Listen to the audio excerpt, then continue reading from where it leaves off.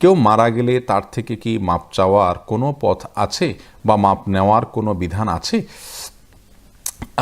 বোন তাহমিদা, কেউ যদি মারা যায় তার থেকে মাপ চাওয়ার কোনো পথ আর খোলা থাকে না।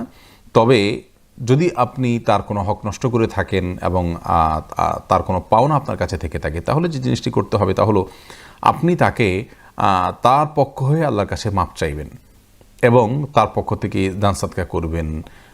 কিয়ামতের ময়দানে আল্লাহ রাব্বুল আলামিন কিছু মানুষকে, যাদের নেকামল দ্বারা আল্লাহ তাআলা সন্তুষ্ট, আপনি নিজে আল্লাহকে সন্তুষ্ট করার বেশি চেষ্টা করবেন যেহেতু আপনার ত্রুটি আছে, তো এরকম ব্যক্তিদেরকে আল্লাহ রাব্বুল আলামিন কিয়ামতের ময়দানে তার পাওনাদারদের কাছ থেকে আল্লাহ মুক্ত করে দিবেন। কীভাবে মুক্ত করবেন?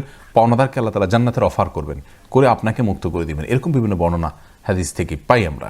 তো সেগুলোকে সামনে রাখলে দেখা যায় যে আপনার করণীয় হলো আল্লাহর সঙ্গে সম্পর্ক এই ক্ষেত্রে আরও বেশি বিল্ড আপ করা, যাতে করে আল্লাহ তাআলা আপনাকে সেখান থেকে উদ্ধার করে দেন। আর সেই সাথে পাওনাদার মারা গেলে তার পক্ষ থেকে দান সদকা করা, দোয়া করা, এগুলো করবেন। এটা যদি হয়, আর অর্থনৈতিক পাওনা ছাড়া অন্য কোনো পাওনা হয়। আর যদি আর্থিক কোনো পাওনা তার থেকে থাকে, তাহলে তার মৃত্যুর পর তার সে পাওনা তার ওয়ারিশ যারা বেঁচে আছেন তাদের কাছে ফিরিয়ে দিতে হবে।